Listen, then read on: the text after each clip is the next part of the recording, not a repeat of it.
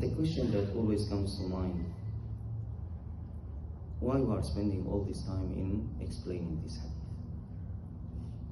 This hadith, as commented by so many scholars, that this is one of the pillars of Islam.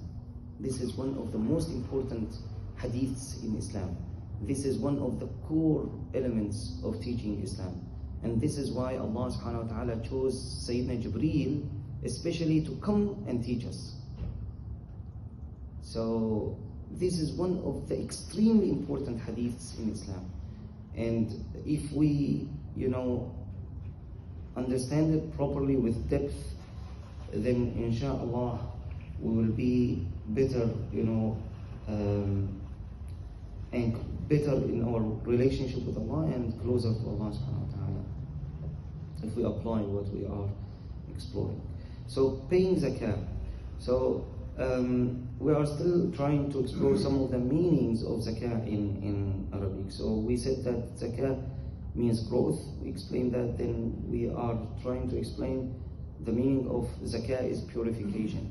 So we said purification to three perspectives or three things. So purification to the soul or the nafs of the one who is spending, purification to the one who is receiving, to the heart of the one who is receiving, and purification to the money. So we narrated the hadith of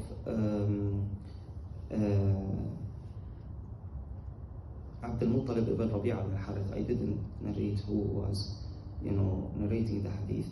It's on his authority, which is reported in Sahih Muslim and Ibn Hibban and others. So we said Rasulullah sallallahu alaihi wasallam used in that long hadith, he said that we cannot receive sadaqah al Muhammad. We are the family of Muhammad sallallahu alaihi wasallam. We cannot receive sadaqah. And they were two of the cousins of Rasulullah sallallahu alaihi wasallam asking for, getting. It's complex issue. So Rasulullah sallallahu alaihi wasallam said we cannot receive this sadaqah because we are the family of Muhammad. And then he provided an excuse. He said because it is the dirt of people. Innaha awsakhun nas. So we said that, first we said that it purifies people from shuh. So we have doctors here. Many times, whenever you go to doctors and they will, diagnose certain, amounts in the blood. So they will say if it is within this range, then it's all right. If it is exceeding this, limit, then it is toxic. It shouldn't go beyond. And this is, this applies to zakah. So our wealth is pure if we get this extra limit, It goes up to a certain limit. We have to spend this 2.5 extra, which is the toxic one, We need to spend it. If we spend it, then it will purify, what is remaining. If we don't, then the entire thing is toxic. Okay? So, and this is what Allah subhanahu wa ta'ala said in Surah Tawbah, when He said, وَالَّذِينَ يَكْنِزُونَ الذَّهَبَ وَالْفِضَّةَ وَلَا يُنْفِقُونَها فِي سَبِيلِ اللَّهِ فَبَشِّرْهُمْ بِعَذَابٍ أَلِيمٍ يَوْمَ يُحْمَى عَلَيْهَا فِي نَارِ جَهَنَّمَ فَتُكْوَى بِهَا جِبَاهُهُمْ وَجُنُوبُهُمْ وَظُهُورُهُمْ هَذَا مَا كَنَزْتُمْ لِأَنفُسِكُمْ فَذُوقُوا مَا كُنْتُمْ تَكْنِزُونَ. So Allah subhanahu wa ta'ala says in a portion of a verse, and those who are treasuring or hoarding the gold and silver, and this is as narrated by Rasulullah sallallahu alaihi wasallam in a hadith which I'll narrate later, not today. This is about hoarding zakat. This is about not paying zakat.